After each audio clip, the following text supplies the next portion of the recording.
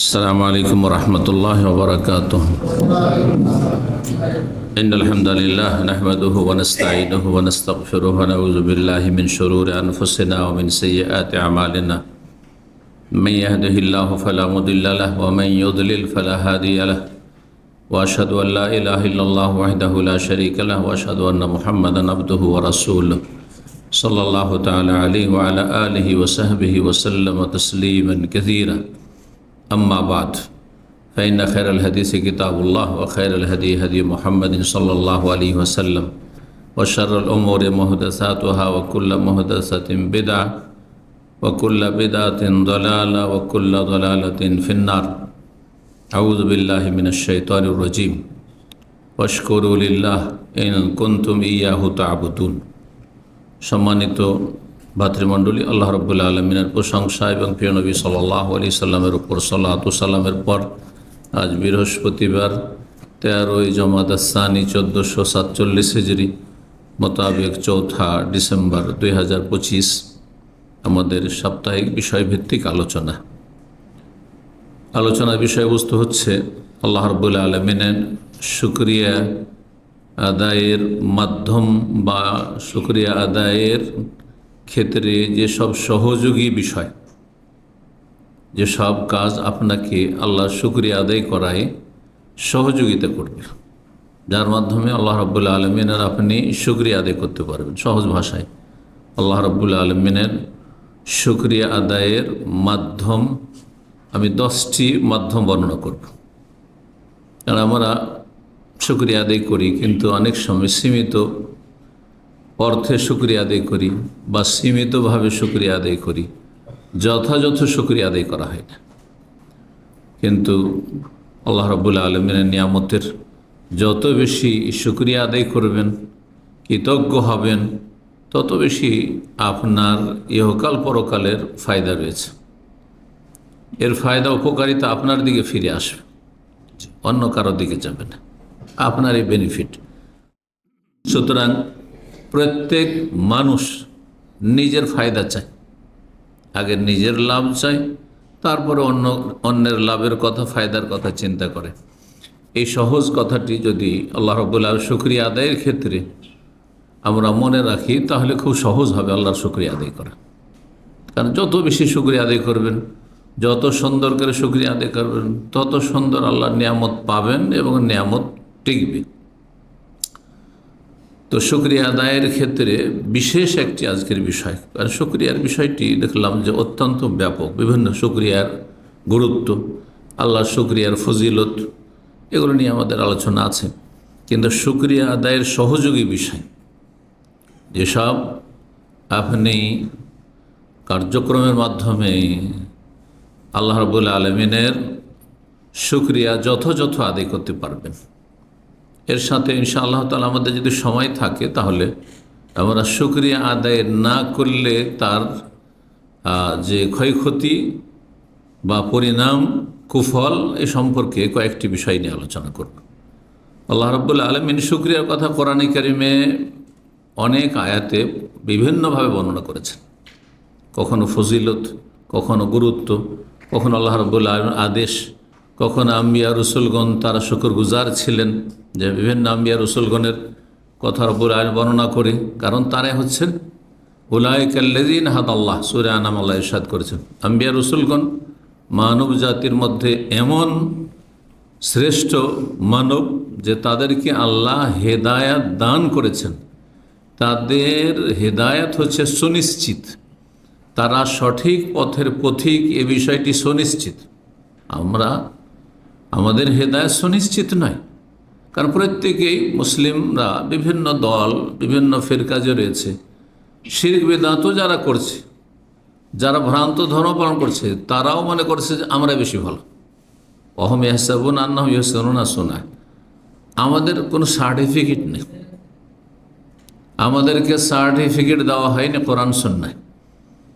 কিন্তু রব্বুল আলামিন আম্বিয়া রসুলগণকে শুকরিয়া আদায়ের ক্ষেত্রে বা ইবাদত বন্দেগীর ক্ষেত্রে বা তাদের আখলাকের ক্ষেত্রে, তাদের নেক সৎ হওয়ার ক্ষেত্রে কি করেছেন? সার্টিফিকেট দিয়েছেন। তারা হেদায়েত প্রাপ্ত জান্নাতের পথের পথিক। তো তবে হুদাহ মুখতাদে, আল্লাহ বলছে তাদের আদর্শের, তাদের হেদায়েতের তোমরা অনুসরণ করো, তাদের পথিক হও। ইব্রাহিম আলাইহিস সালাম শুকরগুজার ছিলেন, তোমরা শুকরিয়া আদায় করো, তোমরা শুকরগুজার হও। দাউদ আলাইহিস সালামের বংশের নবী রাসূল তারা শুকরগুজার ছিলেন। দাউদ আলাইহিস সালাম অনুসারীরা আলু আলা দাউদ শুকরান।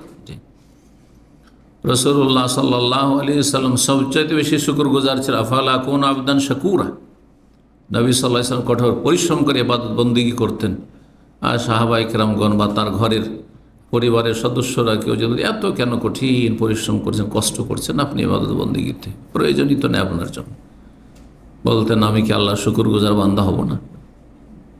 যার যত নিয়ামত তার তত শুকরিয়া আদায় হচ্ছে কর্তব্য। তো আল্লাহ রাব্বুল আলামিন সূরা বাকারা 172 ইরশাদ করেছেন, ওয়াশকুরু লিল্লাহ, আল্লাহ শুকরিয়া আদায় করো। ইন কুনতুম ইয়াহু তা'বুদুন, যদি তোমরা আল্লাহর ইবাদতকারী হয়ে থাকো। শর্ত, যদি সত্যি আল্লাহর গোলাম, আল্লাহর বান্দা যদি হয়ে থাকো, আল্লাহর অনুগত হয়ে থাকো, আল্লাহর ইবাদতকে তোমরা মেনে নিয়ে থাকো, মুসলিম বিশ্বাস করেন যে আল্লাহ আমাদের সত্য মাবুদ, আমরা তার ইবাদতবন্দি করি এবং তার ইবাদতের জন্য আমাদেরকে সৃষ্টি করা হয়েছে। একজন সত্যিকারের মুসলিম বুঝে যে জীবনের লক্ষ্য উদ্দেশ্য কি, আমাকে কেন আল্লাহ পয়দা করেছেন? খাওয়া দাওয়ার জন্য, আমোদ ফুর্তির জন্য? হ্যাঁ। দুনিয়া কিছুদিন থাকার জন্য? শুধু জমিনটা আবাদ করার জন্য? না, কিচ্ছু না। ওমা খালাকতুল জিন্না ওয়াল ইনসা ইল্লা লিয়াবুদুন, মানুষ এবং জিনকে আল্লাহ রাব্বুল আলামিন তার ইবাদতের উদ্দেশ্যে সৃষ্টি করেছেন। আল্লাহর ইবাদত হচ্ছে জীবনের মুখ্য উদ্দেশ্য, যেই জন্য আল্লাহ সৃষ্টি করেছেন। এই উদ্দেশ্যে দুনিয়াতে থাকার জন্য যেসব শারীরিক প্রয়োজন রয়েছে, সেসব প্রয়োজনগুলি যতটা প্রয়োজন ততটা গ্রহণ করবেন বৈধ পন্থায়, হালালভাবে, অন্যায়ভাবে নয়। ইন কুনতুম ইয়াহু তা'বুদুন, তোমরা যদি আল্লাহর বান্দা হয়ে থাকো, আল্লাহর ইবাদতকে মেনে নিয়ে থাকো, তাহলে তোমরা অবশ্যই আল্লাহর শুকরিয়া আদায় করবে। আর শুকরিয়া ছাড়া তা আল্লাহর ইবাদত হয়নি, শুকরিয়া ছাড়া আল্লাহর ইবাদত হয়নি। এই শুকরিয়া আদায়ের সহযোগী 10টি পয়েন্ট আলোচনার পূর্বে আর একটি গুরুত্বপূর্ণ কথা আলোচনা করে দিই ভূমিকাতে। সেটি হচ্ছে শুকরিয়া আদায় হয় 3টি মাধ্যম দিয়ে, 3টি দিক রয়েছে শুকরিয়া আদায়ের। অনেকেই হয়তো এই 3টির 1টি 2টিতে শুকরিয়া তার আছে, কিন্তু সবগুলোতে শুকরিয়া আদায় নেই। শুকরিয়া আদায় করতে হয় শুকর বিল কলব, 1 নম্বর, অন্তর থেকে, হৃদয় থেকে, মন থেকে শুকরিয়া আদায় করতে হবে, অন্তর দ্বারা শুকরিয়া আদায় করতে হবে। 2 নম্বর শুকর বিল লিসান, এই জবান যে বাক শক্তি যা দিয়ে আমরা কথা বলছি তা দিয়ে আল্লাহর শুকরিয়া আদায় করতে হবে। 3 নম্বর হচ্ছে আশুক্র বিল জাওয়ারিহ, অঙ্গ প্রত্যঙ্গ, মাথা থেকে পা পর্যন্ত যত পার্টস রয়েছে শরীরে সবগুলি দিয়ে আল্লাহ শুকরিয়া আদায় করতে হবে। শুকরিয়ার এই অর্থটি যখন বুঝে নেবেন, তাহলে এই ব্যাপক অর্থই হচ্ছে আল্লাহর ইবাদত করা। আপনার আমার কাছে যা আছে তা আল্লাহর সন্তুষ্টির কাজে নিয়োজিত করা, মাথা থেকে পা পর্যন্ত যা আছে। তাহলে শুকরিয়া, আমাদের সমাজে যখন শুকরিয়া মুসলিম ভাই বোনেরা করে থাকেন, সীমিত শুকরিয়া, যে কোনো নিয়ামত খেয়ে দিয়ে ভোগ করে শুকর আলহামদুলিল্লাহ, আলহামদুলিল্লাহ, যখন তখন কেমন আছেন ভাই, আলহামদুলিল্লাহ, এটা একটা শুকরিয়া হইল। কি শুকরিয়া? মৌখিক শুকরিয়া হলো, জবানের শুকরিয়া হলো। কিন্তু প্রতিটি নিয়ামতের ক্ষেত্রে আপনার এই সেন্স থাকা, আপনার এই দৃঢ় বিশ্বাস থাকে, ইয়াকিন থাকা, এবং সেটা অন্তর থেকে মেনে নেওয়া। বিশ্বাস হয় অন্তর দিয়ে, মেনে নেওয়া হয় অন্তর দিয়ে, তাহলে এগুলো হচ্ছে অন্তরের সাথে সম্পর্ক। অন্তর থেকে মেনে নেওয়া এবং স্বীকার করা এবং অন্তরে সব সময় কথাটিকে শক্তভাবে দৃঢ়ভাবে বসিয়ে রাখা যে সমস্ত নিয়ামত কার পক্ষ থেকে? আল্লাহর পক্ষ থেকে। যা আসছে এটা কার? আমার পয়সা দিয়ে, পয়সাটা কার? সব আল্লাহর। জি, আমি যেটুকু জানছি এটি কার পক্ষ থেকে? আল্লাহর পক্ষ থেকে। আমি যে কথা বলতে পারছি, অনেকে বোবা, কথা বলতে পারে না, অনেকে মুমূর্ষু অবস্থায় রয়েছে, অনেকে বসতে পারে না, দাঁড়াতে পারে না, অনেকে চলতে পারে না, এগুলি কার পক্ষ থেকে? আল্লাহর পক্ষ থেকে। সমস্ত নিয়ামতকে সম্পৃক্ত করা নিয়ামতওয়ালার সাথে, যিনি নিয়ামতের মালিক তার সাথে নিয়ামতকে সম্পৃক্ত করা, এতে আমার কোনো কৃতিত্ব নেই। কিন্তু পয়সাওয়ালারা মনে করে বড়ই বিচক্ষণ, নেতা মনে করে যে আমার লিডারশিপের প্রতিভা আছে, ক্ষমতা আছে। আরে প্রতিভা দিল কে তোকে? এই ধন দৌলতের বুদ্ধি, এত চালাক চতুর হওয়া, এই বিজনেসম্যান হয়ে যাওয়া, তো দিল কে তোমাকে?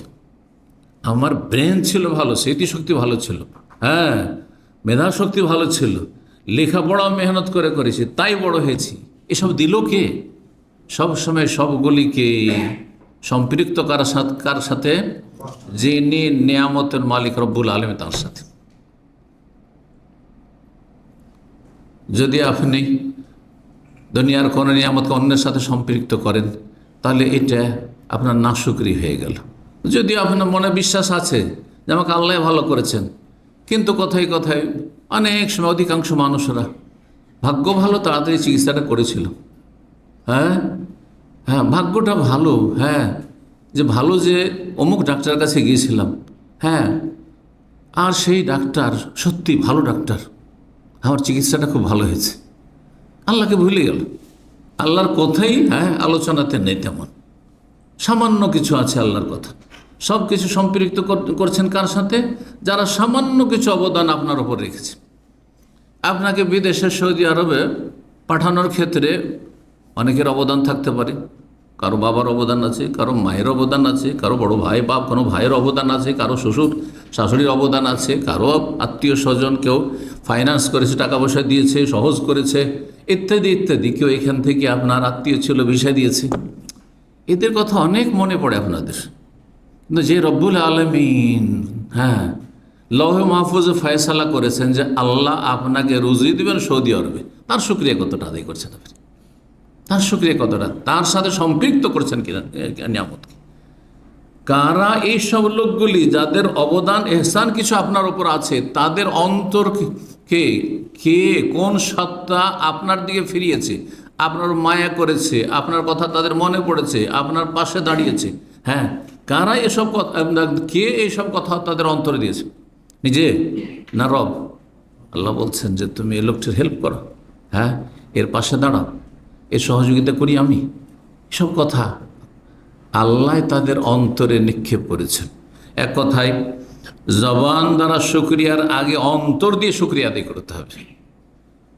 জবান দ্বারা শুকরিয়া আমাদের সমাজের লোকেরা যথেষ্ট করে, কিন্তু অন্তর থেকে শুকরিয়ার ক্ষেত্রে অনেক ঘাটতি রয়েছে। এই দুটো শুকরিয়া থাকলেও তৃতীয় শুকরিয়া অধিকাংশ লোকের মধ্যে নেই। সেটা হচ্ছে সমস্ত ফরজ নফল আমল দিয়ে আল্লাহ শুকরিয়া আদায় করা, আমল দ্বারা শুকরিয়া আদায় করা। আর আমল হয় মানুষের অঙ্গ প্রত্যঙ্গ দিয়ে, এবং হারাম নাজায়েজ কাজ থেকে, অপছন্দনীয় কাজ থেকে, আল্লাহর অসন্তোষের কাজ থেকে বেঁচে থেকে আল্লাহ শুকরিয়া আদায় করা। আমার এই শরীর আল্লাহর দান, সুস্থতা আল্লাহর দান, আমার ব্রেন বুদ্ধি আল্লাহর দান, আমার ক্ষমতা আল্লাহর দান, সুতরাং এটা হারাম কাজে লাগাবো না। আমার যৌন ক্ষমতা আল্লাহর দান, আমার যৌবন আল্লাহর দান, আল্লাহ রাব্বুল সব দিয়েছেন, সুতরাং তা ভালো কাজে লাগানো, মন্দ কাজে না লাগানো। শুকরিয়া আদায়ের ক্ষেত্রে সহযোগী যে বিষয়গুলি, এক নম্বর হচ্ছে শুকরিয়া আদায় করতে পারবেন আপনি যদি আপনি ওপর দিকে না দেখেন, নিচের দিকে দেখেন। প্রত্যেকেই যে যেখানে আছেন, যতই গরিব মানুষ হন না কেন, যতই অভাবে হন না কেন, যতই অসুস্থ হন না কেন, যতই দুর্বল হন না কেন, চারিদিক থেকে রোগ মনে হচ্ছে আপনাকে ঘিরে ফেলেছে। আপনি দেখছেন যে আমি এত রোগী, এত অসুস্থ, আমার অসুখের শেষ নাই, বাকি লোকেরা সবাই সুস্থ, কারো কোনো রোগ দেখছি না, আর থাকলে একটা দুটা রোগ আছে, কিন্তু আমার তো রোগ আমার পিছা ছাড়ছে না। না, উপর দিকে তাকাবেন না, আপনি নিচের দিকে তাকান। ঠিক আছে, আমার এই রোগ আছে, এই রোগ আছে, এই রোগ আছে, এই সমস্যা আছে, এই সমস্যা আছে, কিন্তু আমার চাইতে বেশি বহু মানুষের সমস্যা আছে। আল্লাহ, এরকম আমাদের জীবনে অনেক পরিস্থিতি আসে, সেখানে দেখতে পাবেন এমন এমন লক্ষ্মী। ওহ সুবহানাল্লাহ, কত ভালো আল্লাহ রেখেছেন, অথচ আপনার কাছে একটা পয়সাও নেই হয়তো। হ্যাঁ, আপনি হয়তো অসুস্থ, আপনি মানসিক অশান্তিতে আছেন, পারিবারিক অশান্তিতে আছেন, আপনার কাজকর্ম নেই, সৌদি আরবে এসেছেন, কিন্তু আপনার নিচে যে বহু মানুষ আছে। কোন এক সময় একজন ডাক্তার সাহেবের কাছে আমি বসে আছি, আমার আত্মীয়, গরিব এলাকা, একেবারে গরিব এলাকা, বাজার, তার চেম্বারে বসে আছি। একটা গরিব মানুষ তার ছোট একটা বাচ্চাকে নিয়ে আসলো। অনেক আগের কথা বলছি, তখন সস্তার যুগ ছিল, হয়তো 20-25 বছর আগের কথা বলছি। তো কারণ শুকরিয়ার সাথে এর সম্পর্ক রয়েছে। মনে করি যে আমার কাছে বেশি টাকা পয়সা নেই, অনেক কোটিপতি, অনেকে লক্ষ লক্ষ টাকা আছে। হ্যাঁ, সেই লোকটি চিকিৎসা করার পরে তার বিল হয়েছে মাত্র 5 টাকা, মাত্র 5 টাকা বিল হয়েছে।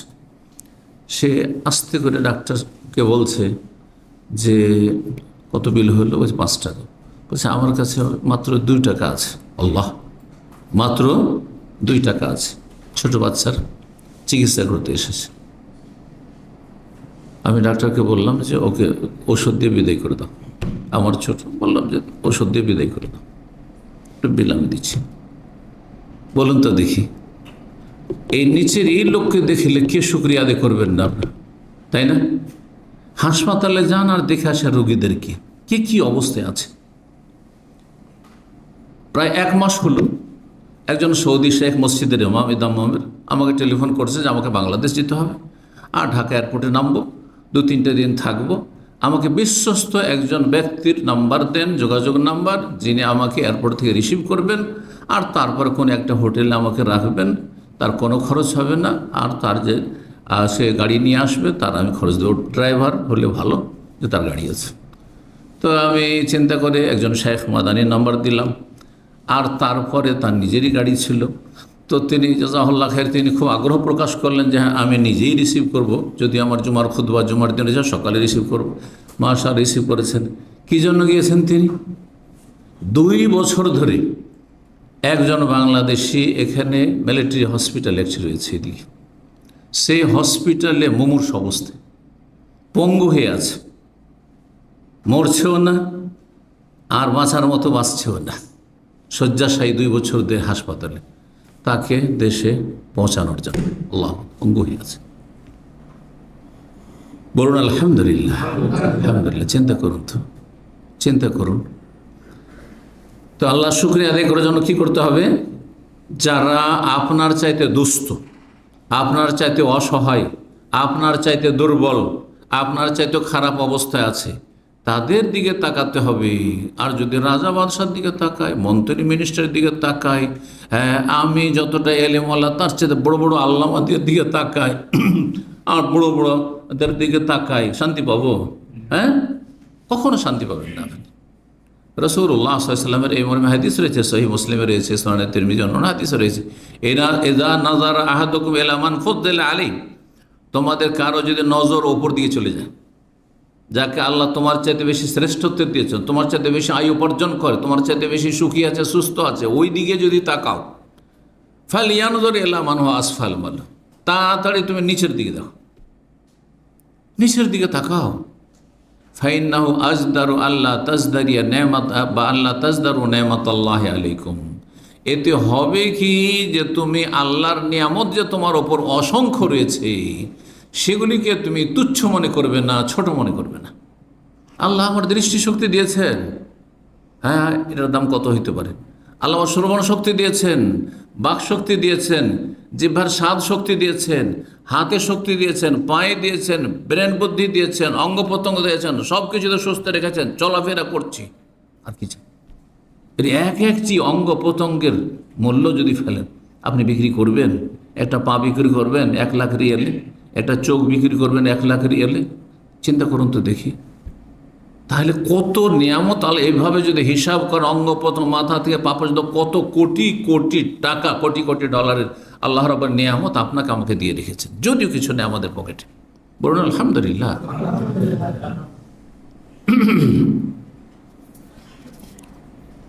দ্বিতীয় বিষয় হচ্ছে যে মানুষ আল্লাহর শুকরিয়ায় সহযোগী। দ্বিতীয় বিষয় যে মানুষ যেন সবসময় এ কথা বিশ্বাস করে, জানবে এবং বিশ্বাস করবে যে আমার কিছুই নেই, সব কিছুর মালিককে, হ্যাঁ, আল্লাহ। যেমন একটা কৃতদাস, যার কোনো ব্যক্তি মালিকানা থাকে না, ব্যক্তি কোনো স্বাধীনতা থাকে না, যা কিছু আয় উপার্জন করবে কার? তার মনিবের, তার মালিকের। তখন দাস প্রথা ছিল। দাস প্রথা মানে এটি পণ্যের মতো বিক্রি হয়। আপনার বাড়িতে মাল সামান আছে, সেটা কার? আপনারই। আপনার মালিকানা দিন, আপনি যা ইচ্ছা তাই করছেন, বিক্রি করবেন, কাউকে দিয়ে দিবেন, খেয়ে নেবেন, আপনি শেষ করে দেবেন, যা ইচ্ছা তাই করছেন, যেখানে ইচ্ছা সেখানে নিয়ে যাবেন।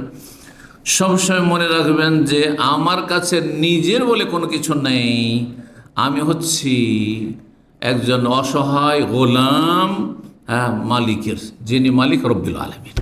রব্বুল আলামিন আমারও মালিক আল্লাহ, এবং আমাকে যা কিছু দেওয়া হয়েছে তারও মালিক আল্লাহ। যা কিছু আমার কাছে আছে সব কিছুর মালিক আল্লাহ রব্বুল আলামিন। এই কথা সবসময় দৃঢ় বিশ্বাস রাখতে হবে যে সব কিছু আল্লাহ, তাহলে শুকরিয়া আদায় করতে পারবেন। এই জন্য সহিহ বুখারী মুসলিমে হাদিস রয়েছে, নবী সাল্লাল্লাহু আলাইহি ওয়াসাল্লাম কঠোর পরিশ্রম করিয়ে দীর্ঘ সময় ধরে যখন তাহাজ্জুদ পড়তেন, পাগুলি ফেটে যেত, পাগুলি ফুলে যেত, দুই রকম হাদিস রয়েছে। তখন মা আয়েশা রাদিয়াল্লাহু তাআলা আনহা অথবা অন্য কেউ বললেন যে আতাফালু হাযা ওয়া কাদ গাফারাল্লাহু লাকা মা তাকাদ্দামা মিন যামবিকা ওয়া মা তাআখার। আপনার আগের পরের ভুল ভ্রান্তি আল্লাহ ক্ষমার ঘোষণাই করে দিয়েছেন অগ্রিম, আর আপনি এত কষ্ট করে কেন ইবাদত করছেন? তিনি বলছেন আফালা কুন আবদান শাকুরা। রাসূলুল্লাহ সাইয়্যিদুল মুরসালিন, সমস্ত নবীদের শিরোমণি, জি, খাতামুন আম্বিয়া, সমস্ত নবীদের শেষ নবী, শ্রেষ্ঠ নবী মুহাম্মদ রাসূলুল্লাহ সাল্লাল্লাহু আলাইহি ওয়াসাল্লাম কি বলছেন? আমি বান্দা, শুকরগুজার হব না? আল্লাহর গোলাম, শুকরগুজার গোলাম কি হব না? আল্লাহ রাব্বুল আলামিন দিয়েছেন আমাকে এত বড় মর্যাদা, যে নবুয়ত দিয়েছেন, রিসালাত দিয়েছেন, আমার কাছে ওহী আসছে, তার শুকরিয়া আদায় করতে হবে না? আফালা আকুন আবদান শাকুরা। 3 নম্বর যে বিষয়টি, সেটি হচ্ছে আল্লাহ যেসব নিয়ামত দিয়েছেন সেসব নিয়ামত দ্বারা আপনি উপকৃত হবেন। নিয়ামত আপনার প্রয়োজন মোতাবেক খরচ করবেন, নিয়ামতকে কুক্ষিগত করে রেখে দেবেন না।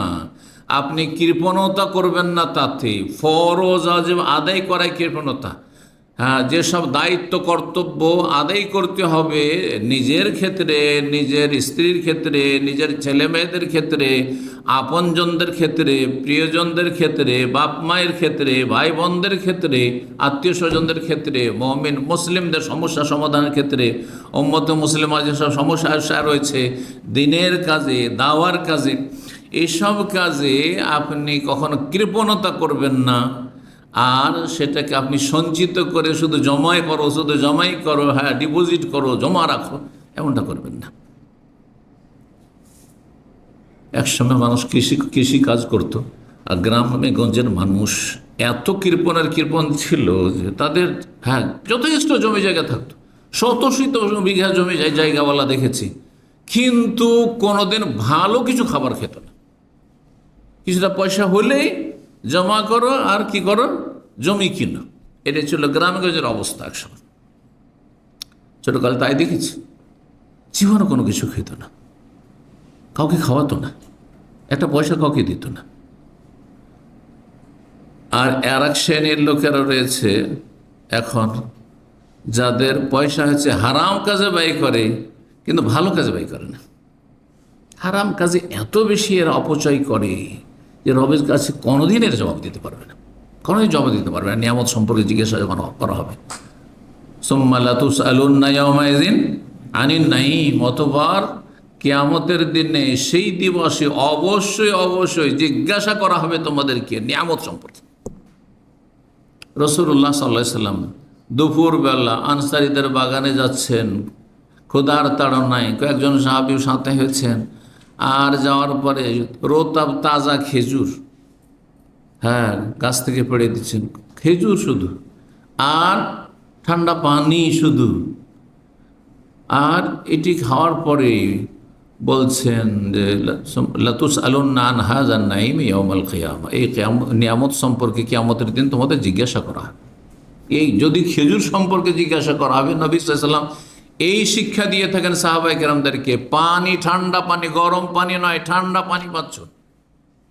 চিন্তা করুন তো, ঠান্ডা পানি যদি না পান, আর গরম পানি, যারা রোদে কাজ করেন, যারা মরুভূমিতে কাজ করেন, পানি গরম হয়ে থাকে, তাতে উজু করতে হয়, সেই পানি খেতে হয়, সেটা যদি কত কষ্ট হইত। কখনো কি চিন্তা করেছেন যে এমন বহু মানুষ রয়েছে? নবী করিম সাল্লাল্লাহু আলাইহি ওয়াসাল্লাম প্রয়োজন বোধে খরচ করতে বলেছেন, হ্যাঁ, কৃপণতা নিষেধ করেছেন, তবে অপচয় করে নাই, মধ্যম পন্থা অবলম্বন করে।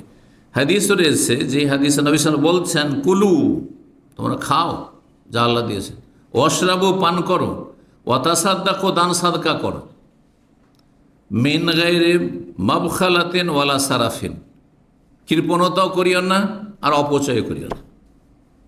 কৃপণতা, খরচ করবেন না, একবারে কক্ষিগত করে রেখেছেন। ওয়ালা তাজআল ইয়াদাকা মাগলুলাতান ইলা উনুকিকা, আল্লাহ সূরা বনী ইসরাঈল সূরাতুল ইসরাতে বলছেন যে তোমার হাতকে একবারে গুটিয়ে নিয়ে টাকা পয়সা খরচ করবো না, একবারে পকেট থেকে একটা পয়সা বের করবো না, ব্যাংক থেকে একটা পয়সা বের করবো না, একটা পয়সা খরচ করবো না, এমনটা করিও না। ওয়ালা তাবসুতা কুল্লাল বাসত, আর হাতকে একেবারে পুরোপুরি সম্প্রসারিত করে যা আসলো সব দিলে খরচ করে, এমনটাও করবে না। টাকা আছে বলে আপনাকে ভালো ভালো রেস্টুরেন্টে বসে খেতে হবে আর টাকা উড়াতে হবে, এটাও না। কারণ এর চাইতে অনেক গুরুত্বপূর্ণ কাজ রয়েছে। এসব ক্ষেত্রে মধ্যম পন্থা অবলম্বন করে গুরুত্বপূর্ণ কাজ রয়েছে মুসলিম উম্মার জন্য, আপনার সমাজের জন্য, আপনার আত্মীয় স্বজনের জন্য, আপনার আখিরাতের সম্বল গ্রহণের জন্য, সেগুলি করুন আপনি। রাসূলুল্লাহ সাল্লাল্লাহু আলাইহি ওয়াসাল্লাম বলছেন যে কৃপণতাও করবেন না আর অপচয় করবেন না, দান সাদকা করো আর পানাহার করো। ফাইনাল্লাহ ইউহিব্বু, কারণ আল্লাহ পছন্দ করেন আইয়ুরা আসারো নেমাতিহি আলাইহি, আল্লাহ চান যে আল্লাহ তোমাকে যে নিয়ামত দিয়েছেন তা তোমার শরীরে আর তোমার দৈনন্দিন জীবনে যাতে দেখা যায়, যে আল্লাহ টাকা পয়সা দিয়েছেন সুতরাং আপনি মাছগোস্ত খাচ্ছেন, আল্লাহ ধন সম্পদ দিয়েছেন সুতরাং ভালো কাপড় চোপড় পরছেন, হ্যাঁ, আল্লাহ ধন সম্পদ দিয়েছেন সেখান থেকে দান সাদকা করছেন, হ্যাঁ, এটা আল্লাহ দেখতে চান। মুসনাদ আহমদ, নাসাই, তিরমিজির হাদিস এবং আর হাদিসটি হাসান। 4 নম্বর আল্লাহ শুকরিয়া আদায়ের মাধ্যম হচ্ছে আল্লাহ রাব্বুল আলামিনকে স্মরণ করা, কারণ এগুলো আল্লাহর দান। যখনই আপনার কাছে নিয়ামত, প্রতিটি সময় নিয়ামত আসছে, এই যে শ্বাস নিচ্ছি, টানছি আর ছাড়ছি, মুহূর্তে, হ্যাঁ মুহূর্তে, সুবহানাল্লাহ, তাহলে প্রতিটি মুহূর্তে যেন আপনার আমার এই চেতনা থাকে, এই অনুভূতি থাকে যে আল্লাহর দান, আল্লাহর দান। এটা যদি বন্ধ হয়ে যায়, 1 মিনিটের জন্য যদি দম বন্ধ হয়ে যায়, শেষ। এই যে স্পন্দন আছে, যদি স্টপ হয়ে যায়, শেষ। সুবহানাল্লাহ, আল্লাহকে স্মরণ করা, আল্লাহকে স্মরণ করতে হবে। জি, শুকরিয়া আদায় করা হয় আল্লাহ রাব্বুল আলামিনের স্মরণের মাধ্যমে।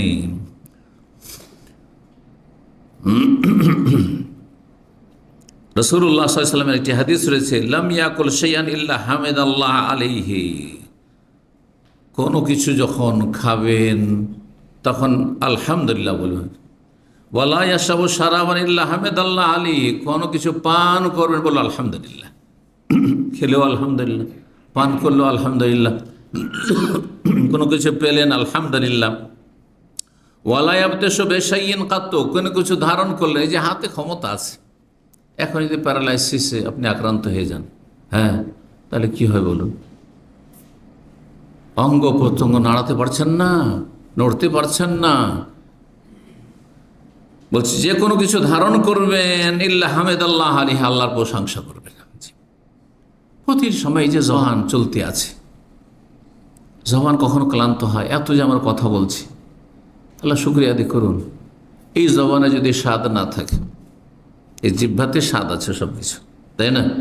জিহ্বার স্বাদকে যদি আল্লাহ কেড়ে নেন তো খাবারে বুঝতে পারবেন, হ্যাঁ, কোনটা লোনা, কোনটা মিষ্টি, কোনটা ঝাল, কোনটা তিতা, কোনটাতে স্বাদ আছে, কোনটা স্বাদ নেই, সব সমান, সব সমান। চিন্তা করুন, একজন দায়ী ছিলেন আল কাসিমি, আজকে থেকে 5-7 বছর আগে ছিলেন, অথবা 8-10 বছর আগে ছিলেন। আমি ওখানে আল কাসিম যে বোরাই দায়ী বক্তব্য করেছি, ওখানে সেই সময় অনেক উপস্থাপনা করেছেন। আল্লাহ যেন তাকে শেফা দান করেন। তো সেই দায়ী আমার খুব খাতিরের মানুষ। হঠাৎ করে কয়েক বছর আগে থেকে, 3-4 বছর থেকে তার ভিতর থেকে কথা বেরোচ্ছে না।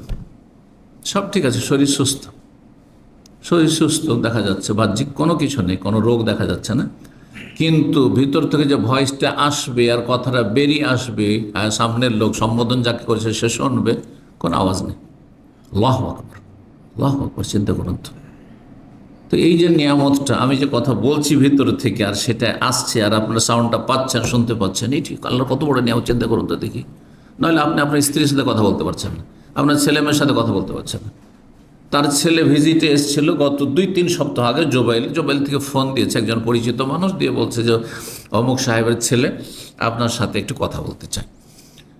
তো জিজ্ঞাসা করলাম তার আব্বার কথা। বলছে আমার আব্বা আমাদের সাথে শুধু ইশারাতে কথা, যেমন বাবা মানুষকে ইশারা ইঙ্গিতে কথা বলতে হয়, সেই ইশারা ইঙ্গিতে কথা বলছে। সাফা আল্লাহ আফা, আল্লাহ যেন আফিয়া দান করেন, শেফা দান করেন, আল্লাহ আমাদের নিয়ামতগুলিকে আল্লাহ টিকিয়ে রাখেন।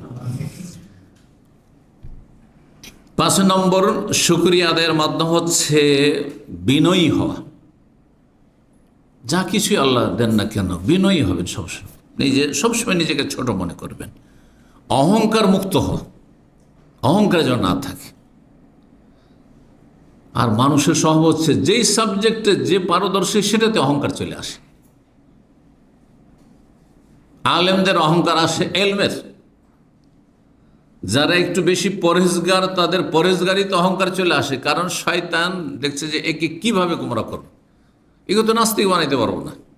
হ্যাঁ, সহি আকিদা তৌহিদ সুন্নতের অনুসারী আহলুল হাদিস সালাফিদেরকে গোমরা করে শয়তান অন্য রাস্তা দিয়ে, আপোষে লড়িয়ে দিয়ে, ঝগড়া ফাসাদে লাগিয়ে দিয়ে, হিংসা বিদ্বেষ দিয়ে, হ্যাঁ, আর মনের সংকীর্ণতা দিয়ে, উদারতা না থাকা দিয়ে, বিভিন্নভাবে যাকে যেইভাবে পারে শয়তান সেভাবে তাকে অ্যাটাক করে। সবাই সব পাপ করাতে পারবে না, এটা শয়তান ভালো করে জানে। আপনাকে দিয়ে যে পাপ করাতে পারবে, হয়তো আমাকে পারবে না, সেজন্য আমার ক্ষেত্রে অন্য অস্ত্র ব্যবহার করবে। সবসময় সজাগ থাকতে হবে। ইন্না শায়তান লাকুম আদু, শয়তান তোমাদের শত্রু, ফাত্তাখিযু আদুয়া, শত্রুকে শত্রুই মনে করিয়ে। শত্রুকে যদি শত্রু না ভাবেন তাহলে ক্ষতিগ্রস্ত। তো বিনয়ী হইতে হবে, নমনীয় হইতে হবে, অহংকার মুক্ত হইতে হবে। কারণ যার মধ্যে অহংকার চলে আসে সে তখন আল্লাহর নিয়ামতে বলে যে আল্লাহ যে আমাকে এলেম দিয়েছেন এটি আল্লাহর দান, আল্লাহ যে আমাকে পয়সা দিয়েছেন এটি আল্লাহর দান, হ্যাঁ, তখন ছোট হয়ে যাবে, হ্যাঁ, বিনয়ী হয়ে যাবে। আর না হলে যদি মনে করেন আমি অনেক এলেম শিখেছি, আমি অনেক পয়সার মালিক হয়েছি, অনেক ক্ষমতার মালিক হয়েছি, আমি অনেক সুস্থ আছি, আমার কোনো রোগ নেই, হ্যাঁ, এই মন মানসিকতা কখন রাখবেন না। আল্লাহর দান, আলহামদুলিল্লাহ, বিনয়ী হবেন। আজকে সুস্থ আছি, কালকে নাও থাকতে পারি, বিনয়ী হবেন, হ্যাঁ, নিয়ামত টিকে থাকবে। এই জন্য সালাফদের উক্তি রয়েছে যে কাইয়্যিদুন নিয়ামা বিশুকর, নিয়ামতকে যদি ধরে রাখতে চাও, নিয়ামতকে যদি বেঁধে রাখতে চাও, কোনো কিছুকে শিকারী পশুকে বেঁধে রাখতে হয়, তাই না, না হলে পালিয়ে যাবে। তো নিয়ামতকে যদি তোমার কাছে ধারণ করে রাখতে চাও, বেঁধে রাখতে চাও, তো শুকরিয়া আদায় করো। শুকরিয়া আদায় করলে নিয়ামত হারা হবে না, নিয়ামত ছিনিয়ে নেওয়া হবে না। আর যখনই শুকরিয়া আদায় করবে না, না শুকরি করবে বিভিন্নভাবে, অন্তর থেকে শুকরিয়া আদায় করছো না, জবান দ্বারা শুকরিয়া আদায় করছো না, আমল দ্বারা শুকরিয়া আদায় করছো না, আল্লাহ নিয়ামত দিয়েছেন আর পাপ করা শুরু করে দিলে আল্লাহ নিয়ামতকে ছিনিয়ে নেবে। বহু লোককে আল্লাহ রাষ্ট্রীয় নিয়ামত দিয়েছিলেন, রাষ্ট্রীয় ক্ষমতা দিয়েছিলেন, ছিনিয়ে নিয়েছেন, ছুঁড়ে ফেলে দিয়েছেন। বহু লোককে আল্লাহ এলেম দিয়েছিলেন কিন্তু বেশি দিন সময় দেননি, আর তার এলেমে বরকত হয়নি। এলেম অনেক শিখেছে কিন্তু কাউকে দিয়ে যেতে পারেনি। যার কাছে যে নিয়ামত আছে সেই নিয়ামতকে যদি টিকাতে হয় তাহলে কি করতে হবে? হ্যাঁ, শুকরিয়া আদায় করতে হবে। আর শুকরিয়া আদায়ের একটি মাধ্যম হচ্ছে বিনয়ী হওয়া, নমনীয় হওয়া, তাওয়াজু, খাকসারি। খাকসারি কথাটি ফার্সি শব্দ, কিন্তু আমাদের ভাষাতে ব্যবহারে খাক মানে মাটি, আর সারি মানে নিজেকে মাটিতে মিশিয়ে দাও, ছোট মনে, অনেক বড় মনে করবে না নিজেকে। জি। 6 নম্বর শুকরিয়া আদায়ের মাধ্যম হচ্ছে যে যতই আপনি ভালো আমল করেন না কেন, যতই আল্লাহ শুকর আদায় করেন না কেন, যতই নেক কাজ করেন না কেন, হ্যাঁ, যতই গুনাহ থেকে বেঁচে থাকেন না কেন, সব সময় এ কথা মনে রাখবেন যে আমার অনেক ত্রুটি আছে, আমি ত্রুটি মুক্ত না। আমি 5 ওয়াক্ত নামাজ পড়ছি, নামাজও ত্রুটি আছে আমার। তাহাজ্জুদ পড়ছি, তাতেও গাফিলতি আছে। নফল রোজা রাখছি, তাতেও আমার গাফিলতি আছে। রোজা অবস্থায় মেলা অপছন্দনীয় কাজ করে ফেলছি, অপছন্দনীয় অপ্রীতিকর কথা বলে ফেলছি, অথবা সময় কত নষ্ট করছি। আর আল্লাহ কত সময় দিয়েছেন, কিন্তু এই সময়গুলি কতটা আমি আল্লাহর জন্য লাগাচ্ছি, আল্লাহর দিনের জন্য লাগাচ্ছি, আল্লাহ সন্তুষ্টির জন্য লাগাচ্ছি, আমি আখিরাতের স্থায়ী জগতের জন্য কতটা সময় দিচ্ছি, আর আমি এই ক্ষণস্থায়ী জগতের জন্য সব সময় লেগে আছেন শুধু পয়সা, দুনিয়া দুনিয়া দুনিয়া। 24 ঘন্টার মধ্যে কতক্ষণ দুনিয়ার কাজ করছেন আর কতক্ষণ আপনি আখিরাতের কাজ করছেন, চিন্তা করুন আপনি। তো শুকরিয়া আদায়ের ক্ষেত্রে যতই আপনি শুকরিয়া আদায় করেন, কিন্তু আপনি নিজেকে ত্রুটিপূর্ণ মনে করবেন। 7 নম্বর উপায় হচ্ছে শয়তানের বিরুদ্ধে জিহাদ করা, জাহাদ, সর্বাত্মক প্রচেষ্টা চালানো। হ্যাঁ, সব সময় নিজের আত্মপর্যালোচনা করেন, নিজের হিসাব করেন, এবং শয়তান যে মন মেজাজকে এবং কথা কাজকে পাপের দিকে নিয়ে চলে যাচ্ছে বা নেকির কাজ থেকে গাফেল করে দিচ্ছে, এক্ষেত্রে শয়তানের বিরুদ্ধে সবসময় লড়াই চালিয়ে যেতে হবে, সংগ্রাম চালিয়ে যেতে হবে। ওয়াল্লাযীনা জাহাদু ফীনা লানাহদিয়ান্নাহুম সুবুলানা, আল্লাহ রাব্বুল ইরশাদ করছেন যে যারা আমার পথে সর্বাত্মক চেষ্টা করবে, মুজাহাদা, জিহাদ করবে, মেহনত পরিশ্রম করবে, মেহনত অবশ্যই আল্লাহ মেহনতের মূল্যায়ন করবে। লানাহদিয়ান্নাহুম সুবুলানা, অবশ্যই আমার পথ দেখাবো, জান্নাতের রাস্তা দেখাবো, আমার সন্তুষ্টির রাস্তা দেখাবো। এবং শয়তানের অনিষ্ট থেকে আল্লাহকে আশ্রয় চাইতে হবে, শয়তানের বিরুদ্ধে সংগ্রাম চালিয়ে যেতে হবে। দেখেন, মনে যখনই খারাপ কথা আসছে, এটা কোথা থেকে আসছে? শয়তানের ওয়াসওয়াসা, শয়তানের কুমন্ত্রণা। তাহলে তখন কি মুজাহাদা হচ্ছে যে মন খারাপ দিকে যাচ্ছে, এখন আমি ভালোর দিকে ফিরে নিয়ে আসবো, হ্যাঁ, ভালো কাজ করা শুরু করব। গাফিলতি চলে আসছে, হ্যাঁ, ফরজ নফলে আমি গাফিলতি থেকে মুক্ত হয়ে যাবে। জি, যখন দেখছেন যে না, ঘুম পুরা হয়নি এখনো, হ্যাঁ, ঘুম লাগছে, আপনি এর বিরুদ্ধে আপনি লড়াই করেন। এর বিরুদ্ধে সংগ্রাম হচ্ছে যে আমি এক্ষুনি দাঁড়িয়ে যাই, আচ্ছা উঠছি, অ্যালার্মটা বন্ধ করলাম, আচ্ছা উঠছি। যারা তাহাজ্জুদ পড়েন, আচ্ছা উঠছি, একটু পরে উঠছি। যারা তাহাজ্জুদ পড়েন না, হয়তো ফজরের আজানের সময় অ্যালার্ম লাগিয়ে রেখেছেন, অ্যালার্ম বাজলো, আচ্ছা এখন তো আধা ঘন্টা 25 মিনিট আছে, জামাত তো ধরেই নেব, আচ্ছা 5 মিনিট, এই যখনই 5 মিনিট, আচ্ছা একটু আরাম করি, আচ্ছা একটু ঘুমটা হালকা হয়ে যাক, দেখবেন ঘুম চেপে যাবে। সাথে সাথে মুজাহাদা করে যে এক্ষুনি উঠবো। এই যে মন বলছে যে না পরে উঠি, তখনই উঠবো, এটা হচ্ছে মুজাহাদা। মনে যে গাফিলতি আসছে অথবা শিথিলতা আসছে অথবা যে কোনো এই ধরনের ত্রুটির দিকগুলো আসছে বা খারাপ কথা আসছে, তার বিপরীত ভালো কাজের দিকে আপনি নিজেকে নিয়ে যাবেন, এটি শয়তানের বিরুদ্ধে সংগ্রাম করা। আল্লাহ রাব্বুল আলামিন কোরআনে কারীমে ইরশাদ করেছেন, ইবলিস শয়তান যখন বিতাড়িত হয়ে গেল, জান্নাত থেকে বিতাড়িত হইল, আল্লাহ সন্তুষ্টি থেকে বিতাড়িত হইল, মালাউন অভিশপ্ত হয়ে গেল। হ্যাঁ, আল্লাহ যখন তাড়িয়ে দিলেন রহমত থেকে, তখন আল্লাহর কাছে কি চেয়েছিল? ছাড় চেয়েছিল, ক্ষমতা চেয়েছিল। হ্যাঁ, তো আল্লাহ বলেছেন ঠিক আছে, ইন্নাকা মিনাল মুনজারিন, তোমাকে ছাড় দিলাম, তোমাকে ক্ষমতা দিলাম, তুমি যা চাইছো তাই দিলাম, তুমি যাকে পারবে তুমি জাহান্নামে নিয়ে যাও, তোমার সঙ্গী বানাও। তো সেই সময় শয়তান যে কথাগুলি বলেছিল তার কিছু কথা, সুম্মা লাআতিয়ান্নাহুম মিন বাইনি আইদিহিম ওয়া মিন খালফিহিম ওয়া আন আইমানিহিম ওয়া আন শামাইলিহিম, হে আল্লাহ, এই যাদের জন্য আমি অভিশপ্ত মালাউন হয়ে গেলাম, যাদের জন্য আমি কাফের হয়ে গেলাম, যেই জাতির জন্য আমি জাহান্নামী হয়ে গেলাম, আর তোমার রহমত থেকে বিতাড়িত হইলাম, সে জাতি হচ্ছে আদম এবং তার সন্তানরা, তাই না? আদম আলাইহিস সালামকে সিজদা করতে বলা হয়েছে, সেটা করে নিলেই তো আল্লাহর অনুগত বান্দাই থাকতো সে। তো শয়তান আল্লাহকে বলল, ইবলিস শয়তান, যে আল্লাহ এ মানব জাতির সামনে থেকে এসে আমি আক্রমণ করব, পেছন থেকে আক্রমণ করব, ওয়ান আইমানে ডান দিক থেকে আক্রমণ করব, ওয়ান শামালে বাম দিক থেকে আক্রমণ করব, চারিদিক থেকে আমি হানা দেব। ওয়ালা তাজিদু আকসারাহুম শাকিরিন।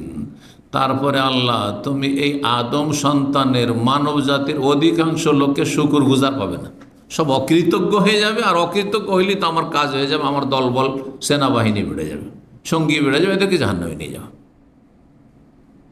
আল্লাহ রাব্বুল আলামিন তার জয় বলেছেন যে তবে আমার যারা খালিস বান্দা, খাঁটি বান্দা, তাদেরকে পারবে না। ইবলিস শয়তান স্বীকার করছে, ইল্লা ইবাদাকা মিনহুমুল মুখলাসিন, আল্লাহ তোমার যেগুলো খালিস বান্দা, হ্যাঁ ওগুলোকে পারবো না। তাহলে খুলুসিয়তের সাথে আল্লাহর ইবাদত বন্দি করতে হবে। রব্বুল আলামিন যেন তৌফিক দান করেন। 8 নম্বর উপায় হচ্ছে আল্লাহর যথাযথ শুকরিয়া আদায় করার, যে ভালো মানুষদের সাথে চলাফেরা করবেন, ওঠা বসা করবেন, তাদের সংসর্গ গ্রহণ করবেন। খারাপ যারা শুধু দুনিয়ার গালগল্প আর ফরজ অজেব থেকে গাফিল, এলেম শিক্ষা থেকে গাফিল, ফরজ আমল করা থেকে গাফিল, নেকির কাজে গাফিল, উদাসীন, শুধু দুনিয়াদারি, ওদের সংসর্গ বর্জন করবেন। যত তাদের সাথে বসবেন তত আপনি আল্লাহর অকৃতজ্ঞ হয়ে যাবেন, আল্লাহ শুকরিয়া আদায় করতে পারবেন, আল্লাহ শুকরিয়া আদায় করতে পারবেন না। আজকাল দুনিয়াদারি যেসব পার্টিগুলো হয়ে থাকে, খাওয়া দাওয়া, এক সময় তাদের মজলিসে বসে দেখেছি, মানে সব রকম লোক আসছে, যিনি দাওয়াত দিয়েছেন তিনি একটু ভালো মানুষ, তো আমাকেও দাওয়াত দিয়েছেন। এক সময় ওই আপনার প্রথম 2005-7 সাল পর্যন্ত এগুলোতে খুব বেশি হয়তো যাওয়া যায় হইতো। তো সুবহানাল্লাহ, গিয়ে দেখি সেখানে ডাক্তার সাহেবরা আছেন, ইঞ্জিনিয়ার সাহেবরা আছেন, আরামকর সাহেবরা আছেন, তো ওই ইউপিএমের সাহেবরা আছেন, প্রফেসর সাহেবরা আছেন, তো এইখানে বেশ কিছু পুঁজিপতিরা হাজির হয়েছেন। আর তারপরে শুধু দুনিয়ার গল্প, দেশে কি রাখলাম, কি এত জায়গা রাখলাম, ঢাকা এত কই করলাম, তো অমুক শহরে আমি এই করলাম, এই আমি ওইখানে টাওয়ার তৈরি করলাম, দুনিয়ার শুধু গল্প চলতে আছে। এদের সাথে যদি বসেন তো আপনার অন্তরে মরিচা লেগে যাবে, তখন আপনি আল্লাহ শুকরিয়া আদায় করতে পারবেন না। তখন নিজেকে খুব তুচ্ছ মনে করবে যে আমি এত গরিব থেকে গেলাম, 3টা পয়সা কোন রকম সংসার চালাইতে হিমশিম খাচ্ছি, আরে বাপরে বাপ, তাই না? কখন শুকরিয়া আদায় করতে পারবেন? এই জন্য এদের সাথে বসতে হবে না। কখন এটা ভাববেন না যে এইসব ধনীদের সাথে বসলে, তো ইনভেস্টারের সাথে বসলে, এইসব পয়সাওয়ালাদের সাথে বসলে, আর পুঁজিপতিদের সাথে বসলে, আর এই নেতাদের সাথে উঠা বসা করতে খাতির রাখতে পারলে, আর এসব যারা উচ্চশিক্ষিত, হ্যাঁ প্রফেসর, ডাক্তার, ইঞ্জিনিয়ার, তাদের সাথে উঠতে বসতে পারলে, তাদের সাথে খাতির রাখতে পারলে আমি একটু বড় হয়ে যাব, কখনো না। এই চিন্তার অন্তর থেকে বের করে দিতে হবে, মন মস্তিষ্ক থেকে বের করে দিতে হবে। এদের থেকে যত দুনিয়াদার থেকে দূরে থাকবেন তত বেশি আপনি আল্লাহ শুকরিয়া আদায় করতে পারবেন।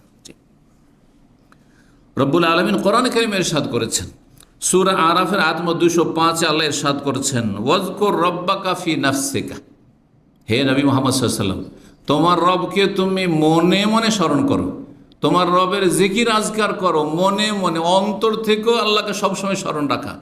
আর আস্তে, মনে মনের আরেকটি অর্থ হয় আস্তে, উচ্চ স্বরে না, হ্যাঁ শুধু ঠোঁট নড়িয়ে, জিহ্বা নড়িয়ে আল্লাহকে স্মরণ করা, আল্লাহ জিকির আজকার করা। তাদাররুআন ওয়া খীফাতান, তাদাররুআন মানে কাকুতি মিনতির সাথে, একগ্র চিত্তে, ওয়া খীফাতান এবং আল্লাহর ভয় ভীতির সাথে, ওয়া দুনাল জাহরি মিনাল কওলি বিল গুদুবি ওয়াল আসাল, উচ্চ স্বরে নয়, খুব উচ্চ স্বরে নয়, যাতে আশেপাশের লোককে ডিস্টার্ব হয়। কেউ ঘুমিয়ে আছে রাতের অন্ধকারে, আর আপনি তাহাজ্জুদে আপনি লম্বা সুরা শুরু করেছেন, আর উচ্চ স্বরে তেলাওয়াত শুরু করেছেন, তাকবীর দেওয়া শুরু করেছেন, না। দুনাল জাহরি মিনাল কওলি বিল গুদুবি ওয়াল আসাল, সকাল বিকাল সবসময়। ওয়ালা তাকুম মিনাল গাফিলিন, আর গাফিলদের দলভুক্ত হইও না, যারা উদাসীন তাদের দলভুক্ত হইও না, কারণ গাফিলদের দলে সামিল হলে জাহান্নামে যেতে হবে। কোরআনে কারীমে আল্লাহ সূরা ইউনূসের একটি আয়াত ইরশাদ করেছেন, ইন্নাল্লাযীনা লা ইয়ারজুনা লিকাআনা ওয়া রাযু বিল হায়াতিদ দুনিয়া ওয়া তামান্নু বিহা ওয়াল্লাযীনা আন আয়াতিনা গাফিলুন উলাইকা মাওয়াহুমুন নার। ইন্নাল্লাযীনা লা ইয়ারজুনা লিকাআনা, যারা আমার সাথে সাক্ষাৎ হবে, আল্লাহকে দেখবে। কারা? মুমিন মুসলিমরা দেখবে, জান্নাতে জান্নাতীরা দেখবে। এটা বিশ্বাস করে না, এর আশাবাদী নয়, এর আকাঙ্ক্ষাও নেই, মনের কামনা বাসনা নেই, আর চেষ্টাও নেই। লা ইয়ারজুনা লিকাআনা, দুনিয়া নিয়ে মেতে আছে। ওয়া রাযু বিল হায়াতিদ দুনিয়া, দুনিয়া পেয়ে খুব সন্তুষ্ট, যা পেয়েছে গাড়ি বাড়ি নারী পয়সা এটা নিয়ে খুব সন্তুষ্ট হয়ে গেছে, মেতে আছে আমোদে।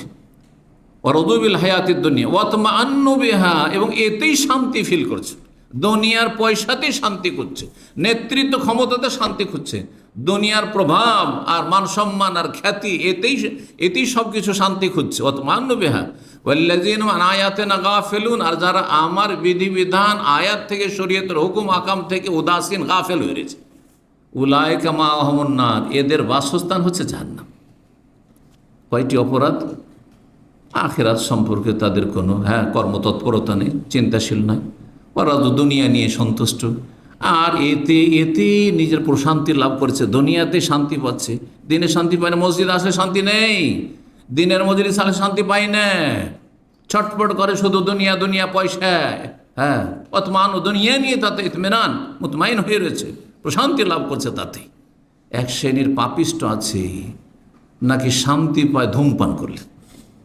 জি, যারা ধূমপানকারী তাদের জিজ্ঞাসা করবেন, প্রচণ্ড গরমের সময়, আরে রোদরে চলাফেরা করছে, তারপরেও সিগারেট টানছে, জিজ্ঞাসা করবো যে তেমন শান্তি হয়। মদখোর বলে যে মদে শান্তি হয়। আবার যারা হিরোইন গাঁজা খায় ওদেরকে জিজ্ঞাসা করেন না, ওদের সাথে দেখা যেন নাই হয়, আল্লাহ যেন হেফাজত করেন। যেখানে বিড়ি সিগারেটের গন্ধই বরদাস্ত করতে পারি না, তো এইসব নিকৃষ্ট নোংরাদের থেকে আল্লাহ যেন অনেক দূরে রাখেন, আল্লাহ যেন আফিয়াত দান করেন, মুসলিম গুমরাহদেরকে আল্লাহ যেন হেদায়েত দান করেন। তো পাপে শান্তি খুঁজছে, পাপে শান্তি খুঁজছে, যারা পাপী তারা পাপ করে শান্তি খুঁজে, ওতেই নাকি তাদের বিনোদন হয়। আল্লাহ হেফাজত করুন।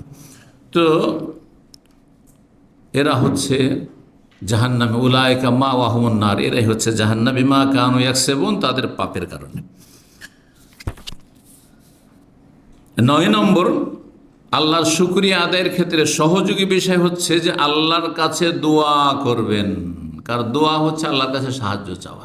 আর আল্লাহ ক্ষমতা না দিলে আমাদের কোনো ক্ষমতা নেই, সব কিছুর মালিক আল্লাহ। প্রতিটি অঙ্গ প্রত্যঙ্গে ক্ষমতা দাতাকে একমাত্র আল্লাহ রাব্বুল আলামিন। আছে সব কিছু ঠিক আছে, অনেক মানুষ আছে মাথা থেকে পা পর্যন্ত এত সুঠাম, এত সুন্দর দেখতে, এত স্মার্ট, কিন্তু রোগের শেষ নেই।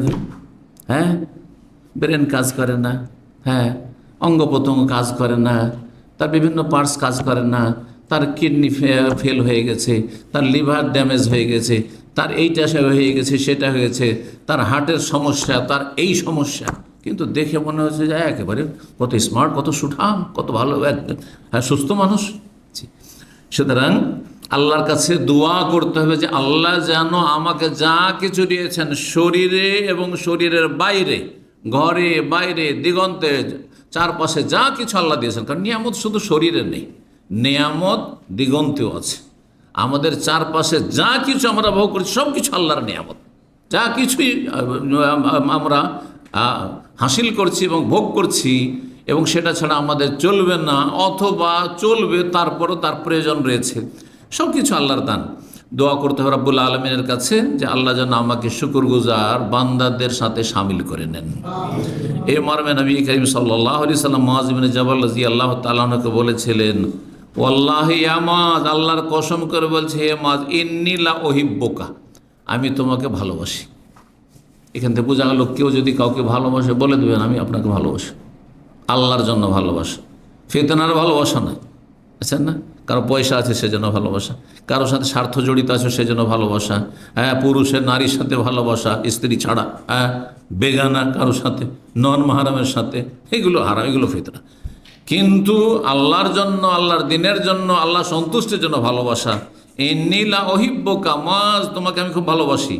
ফালা তানসা আন তাকুলা দুবারা কুল্লি সালাতিন, সুতরাং তুমি ভুলবে না প্রত্যেক ফরজ সালাতের পরে এই দোয়াটি পাঠ করতে।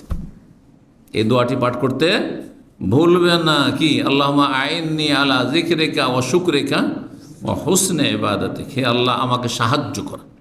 তাহলে আল্লাহর সাহায্য না হলে পারবেন না আপনি শুকরিয়া আদায় করতে। আল্লাহ আমাকে সাহায্য করো আলা যিকরিকা, তোমার জিকির আজকারের, তোমাকে স্মরণ করার, হ্যাঁ 5 ওয়াক্ত সালাত কায়েম করার, তাহাজ্জুদ পড়ার জন্য, দান খেরাতের জন্য, ভালো কাজ করার জন্য, সিয়াম পালনের জন্য, ফরজ নফল আদায় করার জন্য, হারাম থেকে বেঁচে থাকার জন্য আমাকে সাহায্য করো। অনেকে বিভিন্ন পাপে জড়িয়ে আছেন, বিশেষ করে যারা পরিবার ছাড়া থাকছেন আর যৌবনের জ্বালা রয়েছে। এই কথাগুলি বলার প্রয়োজনও আছে প্রবাসী ভাইদের জন্য। বিভিন্ন নির্জনতার পাপে লিপ্ত আছেন, কেউ হস্তমৈথুনের পাপে লিপ্ত আছেন, কেউ এছাড়াও আরও মারাত্মক পাপে হইতে পারে, বিভিন্ন পাপে জড়িয়ে আছেন, বিভিন্ন পদস্খলন ঘটছে, অথবা আপনার পর্নোগ্রাফি দেখা, নোংরা ছবি টবি দেখা ইত্যাদি করা, খারাপ কিছু শোনা, খারাপ দেখা, এইসব পাপে জড়িয়ে আছেন। আল্লাহর কাছে দোয়া করুন অন্তর থেকে, আল্লাহর কাছে দোয়া করুন অন্তর থেকে যে আল্লাহ তুমি আমাকে গুনাহ থেকে বাঁচার তৌফিক দান করো, গুনাহ থেকে আমাকে রক্ষা করো। অন্তর থেকে যদি দোয়া করেন তাহলে সেই কাজে চেষ্টাও থাকবে যে আমি আল্লাহর কাছে চাইছিও এবং আমি গুনাহ থেকে বাঁচার সর্বাত্মক চেষ্টাও করব। দেখবেন তখন বাঁচতে পারবেন। এক ভাই একদিন বলছে যে শেখ আমার ফেসবুক ছিল, কিন্তু ফেসবুকটা আমি বন্ধ করে দিয়েছি। কেন বন্ধ করেছেন? কারণ ফেসবুকে বহুবার চেষ্টা করলাম যে আমি শুধু দিনই আলোচনা শুনবো, ভালো কিছু শুনবো, ভালো কিছু দেখবো, পড়বো, কিন্তু ভালো করতে করতে যখন খারাপ চলে আসে তখন একটু দেখি আর একটু দেখি করতে করতে অনেকক্ষণ তখন ওই পাপে থেকে যায়। দেখছি যে পাপ অনেক বেশি হয়ে যাচ্ছে, চোখের পাপ হয়ে যাচ্ছে, হ্যাঁ অনেক চোখের পাপ হয়ে যাচ্ছে। তখন আমি বন্ধ করেছি। খুব ভালো কাজ করেছে। এইরকম লোকের জন্য ফেসবুক, সোশ্যাল মিডিয়া, যাতে পাপ চলে আসছে আপনার সামনে আর নিজেকে সামলাতে পারছেন না, তাদের জন্য তাতে ঢোকাই জায়েজ নাই। এসব সাইটে ঢোকা মোটেই জায়েজ না আপনার জন্য, কারণ হারাম থেকে বাঁচা ফরজ। আর হারাম থেকে যার মাধ্যমে বাঁচতে পারবেন সেটা করা ফরজ আপনার জন্য। আল্লাহুম্মা আইন্নী আলা যিকরিকা ওয়া শুকরিকা, শুকরিয়া আদায়ের তৌফিক দান করো, শুকরিয়া আদায়ের জন্য সাহায্য করো। ওয়া হুসনে ইবাদাতিক, আর সুন্দর করে ইবাদত করার জন্য তুমি সাহায্য করো। তো আল্লাহুম্মা আইন্নী আলা যিকরিকা ওয়া শুকরিকা, আইন্নী আলা শুকরিকা, আল্লাহ তোমার শুকরিয়া আদায় করার জন্য আমাকে সাহায্য করো। আল্লাহ যেন অন্তর থেকে এই দোয়াগুলি করার তৌফিক দান করেন। আমি বলেছিলাম যে সময় যদি থাকে তো আর একটা জিনিস বর্ণনা করে দেবো। 5টি পয়েন্ট রয়েছে, খুব সংক্ষেপে বলে দিই। সেটা হচ্ছে যদি আল্লাহর শুকরিয়া আদায় না করেন তো তার ভয়াবহতা, তার ক্ষয়ক্ষতি অথবা কুফল। 1 নম্বর হচ্ছে যে আল্লাহর যদি অকৃতজ্ঞ হন, নিয়ামতের শুকরিয়া আদায় না করেন। আর শুকরিয়া আদায় বললাম অন্তর থেকে করতে হবে, জবান দ্বারা করতে হবে, আর কি করতে হবে? 9টি বয়ান করেছে, একটি থেকে গেছি, কিন্তু সেটি হচ্ছে, এটি বলেনি, 9টি বর্ণনা করলাম না কি সম্পর্কে? হ্যাঁ, আল্লাহর শুকরিয়া আদায়ের ক্ষেত্রে সহযোগী বিষয়, কেমন করে আপনি আল্লাহর শুকরিয়া আদায় করতে পারেন যথাযথ। 10 নম্বর পয়েন্টটি ছুটে গিয়েছিল, সেটি হচ্ছে আল্লাহর নিয়ামতকে আল্লাহর সন্তুষ্টির কাজে ব্যবহার করা। আল্লাহর নিয়ামতকে আল্লাহর সন্তুষ্টির কাজে ব্যবহার করা, যা আল্লাহ দিয়েছেন তা দ্বারা যেন কি হয়? নেকির কাজ হয়, ভালো কাজ হয়, কমপক্ষে জায়েজ কাজ হয়, হারাম কাজ না হয়, নাজায়েজ কাজ না হয়, অবৈধ না হয়, অপছন্দনীয় কাজ না হয়, যাতে আল্লাহ অসন্তুষ্ট হবেন।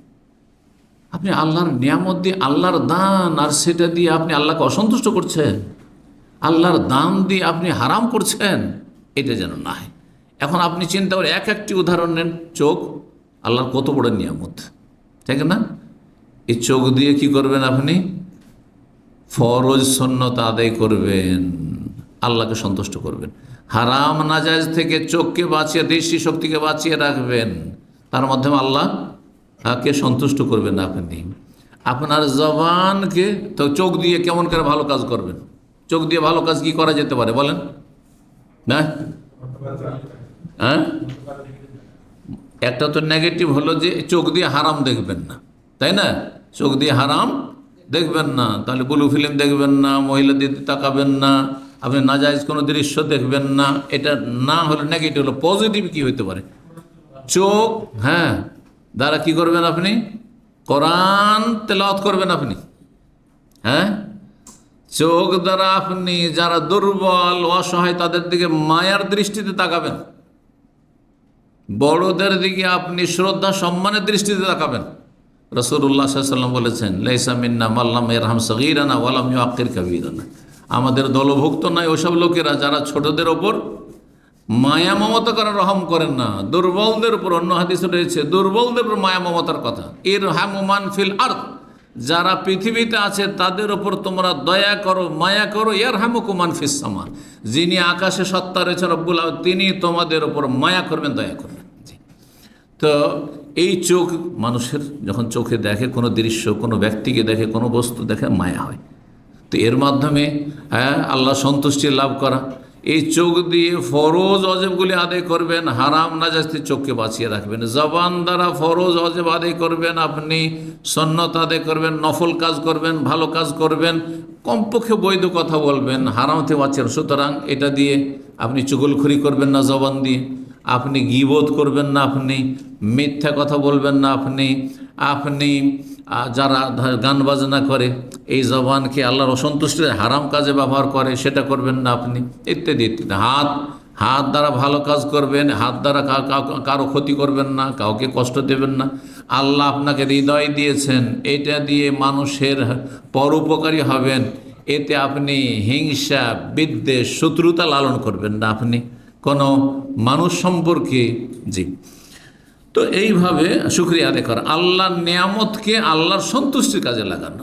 একটি নিয়ামতকে, পা রয়েছে, পা দিয়ে হেঁটে যাচ্ছেন কোথায়? এই যে হেঁটে এসেছেন দিন শিখার জন্য, এর মাধ্যমে আল্লাহ শুকরিয়া আদায় হচ্ছে যে আল্লাহ তুমি আমাকে চলার তৌফিক দিয়েছো, আল্লাহ আমাকে গাড়ি দিয়েছো, গাড়ি, আমার পা, আমার শরীর, আমার অঙ্গ প্রত্যঙ্গ তোমার সন্তুষ্টির জন্য। আর দিনের জ্ঞান অর্জন করা আল্লাহ সন্তুষ্টির কাজ, আমল করা আল্লাহ সন্তুষ্টির কাজ, সেই দিকে দাওয়াত দেওয়া আল্লাহ সন্তুষ্টির কাজ। এইসব কাজে সূরা আসরের তাফসীরের আমল করুন আপনি অঙ্গ প্রত্যঙ্গ দিয়ে। আর হারাম নাজায়েজ থেকে বাঁচিয়ে রাখা। আপনার গাড়ি গোনার কাজে ব্যবহার হবে না, আপনার পা গোনার দিকে এগিয়ে যাবে না।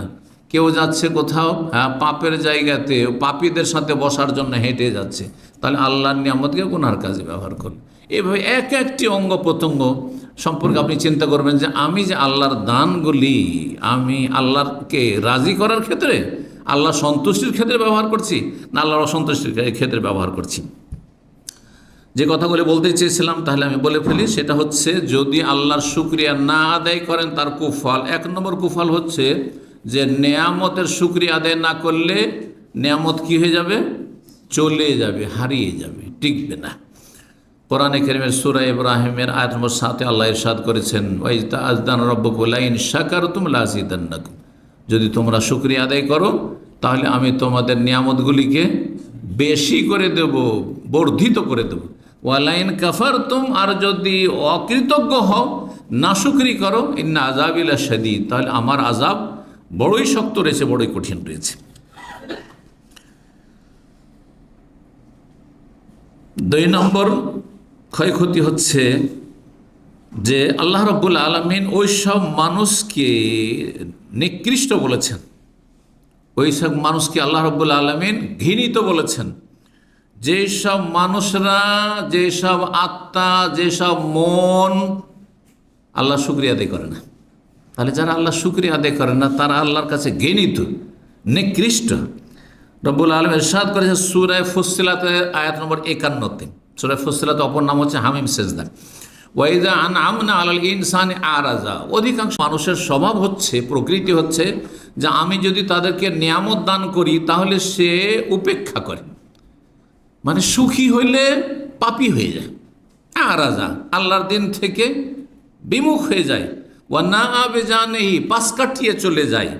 ওয়াইদা মাসসাহু শারর, আর যখন বিপদ আপদ এসে পড়ে, বালা মুসিবত আপতিত হয়, ফাজু দুআইন আরিজ, তখন লম্বা দোয়া শুরু করে দেয়।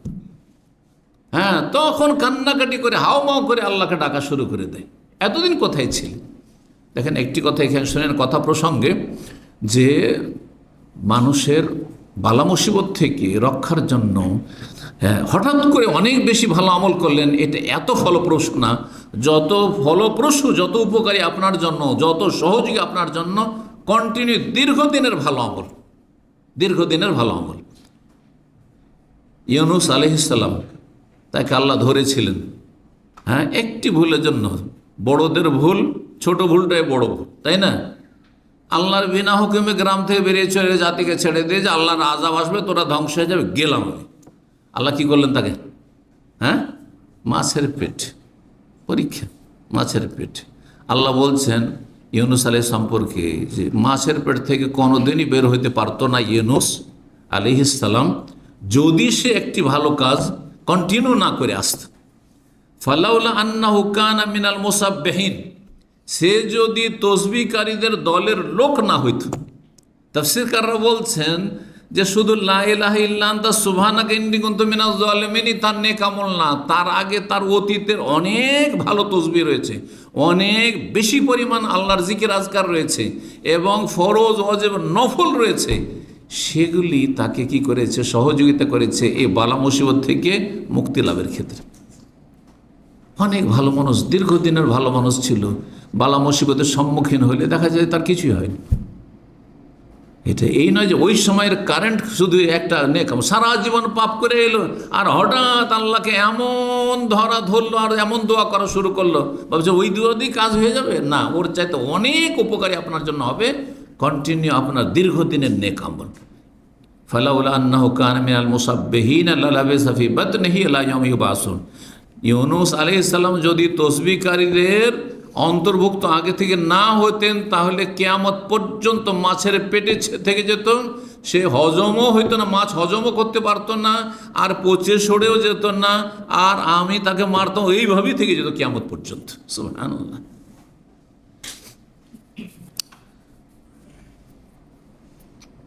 3 নম্বর যে বিষয়টি, কিসের বিষয়? আল্লাহ যদি শুকরিয়া আদায় না করেন তাহলে কি হইতে পারে? আল্লাহ শুকরিয়া না আদায় করলে আল্লাহ কখনো কখনো ছাড় দিয়ে দেন, যে এই বড় মাছ আছে, ওই যে ছিপে বা বড়শিতে মাছ ধরে, ছোট মাছ বড় মাছের পার্থক্য জানে না যারা মাছ ধরে। ছোট মাছ যদি লাগে সাথে সাথে খাচ করে টানবে, ঠিক কিনা, তাড়াতাড়ি উঠাবে। আর বড় মাছ যদি লেগে যায় 10 কিলো 20 কিলো 50 কিলো যদি মাছ লেগে যায়, হ্যাঁ, বড়শিতে, তখন কি করে? সুতা ছাড়তেই থাকে। হ্যাঁ, আল্লাহর জন্য উত্তম উদাহরণ, উত্তম দৃষ্টান্ত রয়েছে। তো আল্লাহ বড় বড় পাপীদেরকে এরকম করে, হ্যাঁ, ঢিল দিতেই থাকেন, ছাড় দিতে থাকেন, কিন্তু ছেড়ে দেন না। আর যখন ধরেন মারাত্মকভাবে আল্লাহ ধরেন। আর এটা চোখের সামনে আপনারা দেখতে পাচ্ছেন। এরকম অপরাধীদেরকে আল্লাহ খুব ছাড় দিয়েছিলেন, আর তাতে তারা প্রতারিত হয়ে গেছিল যে কিছুই হয়নি, কই আমরা তো সব কিছুই করছি, কোথায় কি হচ্ছে। কিন্তু এমন ধরেন যে কঠিন অবস্থা, তখন কঠিন অবস্থা হয়ে যায়, আর কোনো সুযোগ পায় না, তখন ছাড় দেওয়া হয় না। রব্বুল আলামিন ইরশাদ করছেন এই মর্মে কোরআনে কারীমে, ফালাম্মা নাসু মা যুক্কিরু বিহি, আল্লাহর যে উপদেশ এসেছিল কোরআন হাদিস ওহীতে, যখন তারা সেটা উপেক্ষা করে, ভুলে যায়, আমল করে না, ফাতাহনা আলিম আবওয়াবা কুল্লি শাই, তখন প্রত্যেকটি সুখের দ্বার তাদের সামনে আমি খুলে দিই। সুখের সামগ্রী, পাপীকে আল্লাহ বেশি সুখী করেন। আল্লাহ বলছেন সব দরজা আমি খুলে দিই, যেখানে হাত দেয় সেখানে লাভ, সেখানেই সুখ আর শান্তি আর শক্তি। আর তারপরে হাত্তা ইযা ফারিহু বিমা উতু, যা কিছু নিয়ামত এত বেশি পেল যে আমোদ ফুর্তিতে মেতে উঠল, আনন্দিত, খুশির শেষ নেই। তখন আল্লাহ বলছেন আখাযনাহুম বাগতা, হঠাৎ করে আকস্মিক তখন আমি ধরে ফেলি। আখাযনাহুম বাগতা ওহুম লা ইয়াশউরুন, আখাযনাহুম বাগতা ফাইযা হুম মুবলিসুন, অন্য জায়গায় লা ইয়াশউর রয়েছে, ফাইযা হুম মুবলিসুন, তখন তারা হতাশ হয়ে যায়, হাই কি হলো, আর কোনো উপায় নেই। 4 নম্বর যে বিষয়টি, মানুষ যখন আল্লাহর অকৃতজ্ঞ হয়ে যায়, নাশুকরি করে, শুকরিয়া আদায় না করে, তখন নেয়ামত আযাবে পরিবর্তন হয়ে যায়, রূপান্তরিত হয়ে যায়। আল্লাহর নেয়ামত এখন আযাব হয়ে পড়েছে। আল্লাহ দিয়েছেন ছেলে মেয়ে, বেশ উচ্চ শিক্ষিত হয়েছিল, কিন্তু একসময় এমন আযাব হলো যে বাপ মাকে বাড়িতে থাকতে দেয় না, রাস্তায় নামিয়ে দিচ্ছে, বৃদ্ধাশ্রমে পাঠিয়ে দিচ্ছে। একজন আমেরিকায়, তো একজন অস্ট্রেলিয়ায়, একজন বলছে অমুক জায়গায়। আছে না এরকম শিক্ষিত লোকদের? সব সোশ্যাল মিডিয়া আজকাল দেখতে পাচ্ছেন। কিন্তু এক মেয়ে অমুক জায়গায় রয়েছে, একজন অমুক জায়গায় রয়েছে, আর দেশে এসছে, আসার ওরা বাপ মাকে বাড়ি থেকে বের করে দিয়েছে। হ্যাঁ, বা বাড়ি ঘর লিখে নেওয়ার জন্য তাদের ওপর পেস্তুল ধরে নিয়েছে, জবরদস্তি লিখে দিতে হবে। হাউজুবিল্লাহ, অশান্তি অশান্তি। এইরকম অধিকাংশ দুনিয়াদার পয়সাওয়ালাদের জীবনে বেশি অশান্তি রয়েছে। তো আল্লাহ রাব্বুল আলামিন নেয়ামত ছিনিয়ে নিয়ে আযাব দিয়ে থাকেন। যেমন ইয়ামান দেশে একসময় আল্লাহর আযাব এসেছিল। ইয়ামান দেশে অনেক বাগান ছিল, একসময় অনেক বাগান ছিল। আর তারপরে সেই যুগের মানুষরা যখন পাপিষ্ট হয়ে গেল, কাফের হয়ে গেল, বিভিন্ন পাপে জড়িয়ে গেল, তখন আল্লাহ তাদের নেয়ামতকে বিশাল বন্যা আল্লাহ পাঠালেন, আর তাদের সমস্ত বাগানগুলি সব ধ্বংস হয়ে গেল। আর ধ্বংস হওয়ার পরে নতুন যে সব গাছপালা গজাইলো, সেগুলো কোনো ফলের গাছ না, উপকারী কোনো গাছ না। এই কথা কোরআনে কারীমে রব্বুল আলামিন বর্ণনা করেছেন, সূরা সাবা বর্ণনা করেছেন। 5 নম্বর যে কুফল আল্লাহর নাশুকরির, আল্লাহর অকৃতজ্ঞ হওয়া, সেটি হচ্ছে আল্লাহ ক্ষুধার্ত করে দেন, হ্যাঁ, দারিদ্র দিয়ে দেন, দুর্ভিক্ষ চাপিয়ে দেন এবং ভয় ভীতি চাপিয়ে দেন। দেশে খুব শান্তি ছিল, দেশে খুব নিরাপত্তা ছিল, আর নিরাপদ চলাফেরা করছিলেন, কিন্তু এখন ভয়ে থাকতে পারছেন না। ঘরে থাকলেও ভয়, বাইরে গেলেও ভয়, নিজের জন্য ভয়, ছেলে মেয়েদের জন্য ভয়, বিভিন্ন রকমের ভয় ভীতি, হ্যাঁ, ভয় ভীতি আল্লাহ চাপিয়ে দেন এবং ক্ষুধা দারিদ্র চাপিয়ে দেন। সূরা নাহলের আয়াত নম্বর 112-তে আল্লাহ রাব্বুল ইরশাদ করেছেন, ওয়াদারাবাল্লাহু মাসালান কারিয়া, আল্লাহ একটি জনপদ, একটি শহর, একটি দেশের দৃষ্টান্ত উপমা বর্ণনা করছেন। কানাত আমিনাতান মুতমাইন্না, সেই গ্রামটি বা সেই জনপদটি, সেই দেশটি বড়ই নিরাপদ ছিল, নিরাপত্তা ছিল সেখানে, আর বড়ই শান্তির সাথে তারা জীবনযাপন করছিল সেখানকার অধিবাসীরা। ইয়াতিহা রিজকুহা রাগাদা মিন কুল্লি মাকান, যেখানেই যেত সেখানে অফুরন্ত তাদের কাছে টাকা পয়সা, রিজিক রোজি আসতে থাকতো, কোনো অভাব ছিল না। ফাকাফারাত বিআনআমিল্লাহ, কিন্তু সেই জাতিরা আল্লাহর নিয়ামতের কুফরি করলো, নাশুকরি করলো। ফাআযাকাহুল্লাহু লিবাসাল জুই ওয়াল খাউফি বিমা কানু ইয়াসনাউন, তখন আল্লাহ তাদের উপর চাপিয়ে দিলেন ক্ষুধা এবং ভয় ভীতির আযাব। আল্লাহ রাব্বুল আলামিন ফাআযাকাহুল্লাহ, আল্লাহ তাদেরকে আস্বাদন করালেন, চাখিয়ে দিলেন, মজা চাখানো যেটাকে বলা হয়। আল্লাহ শাস্তির মজা, কিসের শাস্তি? লেবাসাল জু, ক্ষুধার, আর খেতে পাচ্ছে না, অনাহারে থাকতে হচ্ছে, জি। আর ওয়াল খৌফ, ভয় ভীতি, এগুলি আল্লাহর বড় নিয়ামতের বিপরীতটা। ক্ষুধামুক্ত হওয়া আর নিরাপদ থাকা আল্লাহর বড় নিয়ামত। যদি আপনি যেখানে আছেন, এখানে যে আমরা আছি, যদি এখানে নিরাপদ না থাকতাম তো বসতে পারতাম, এতক্ষণ আলোচনা করতে পারতাম। আর আলোচনা যদি করতাম তো ফাঁকা ফিল্ডে আপনারা আসতেন? কখন আসতেন না, জি। চিন্তা করুন, এইরকম যখন পরিস্থিতি হয়ে যায়, যেসব দেশে, সুডানে বর্তমান যে অবস্থা রয়েছে, হ্যাঁ, যেসব দেশে এইরকম অবস্থা রয়েছে যে জীবনের কোনো নিরাপত্তা নেই, ছেলে মেয়েদের কোনো নিরাপত্তা নেই, আর ধন সম্পদের কোনো নিরাপত্তা নেই, আপনি কি শান্তিতে ঘুমাতে পারবেন? আপনার ভাতের থালা সামনে আছে, আপনি কি খেতে পারবেন? হ্যাঁ, কখনো না। তো আল্লাহ রাব্বুল, এগুলি হচ্ছে আযাব। আল্লাহ রাব্বুল আলামিন যেন সমস্ত বালা মুসিবত থেকে হেফাজত রাখেন এবং আল্লাহর শুকরিয়া আদায়ের তৌফিক দান করেন। আল্লাহুম্মা আইন্না আলা যিকরিকা ওয়া শুকরিকা ওয়া হুসনি ইবাদাতিক। এই দোয়াটি বেশি বেশিও পড়বেন, এমনি সময়তেও পড়বেন। আর বিশেষ করে সুন্নতি যে আমল, সেটি হচ্ছে ফরজ সালাত শেষ করার পরে যেসব জিকির আজকার রয়েছে, তার মধ্যে এই জিকিরটি সবসময় পড়ার চেষ্টা করবেন। আল্লাহ যেন তৌফিক দান করেন। আল্লাহুম্মা আইন্না আলা যিকরিকা ওয়া শুকরিকা ওয়া হুসনি ইবাদাতিক। আল্লাহ আমাদেরকে সাহায্য করো তোমাকে স্মরণ করার জন্য বেশি বেশি, এবং তোমার শুকরিয়া আদায় করার জন্য, এবং তোমার সুন্দর করে ইবাদত সম্পাদনের জন্য। ফরজ নফল আদায় করার তৌফিক দান করো, হারাম নাজায়েজ থেকে বেঁচে থাকার তৌফিক দান করো। সুবহান রাব্বিকা রব্বিল ইজ্জাতি আম্মা ইয়াসিফুন ওয়া সালামুন আলাল মুরসালিন ওয়া আলহামদুলিল্লাহি রাব্বিল আলামিন।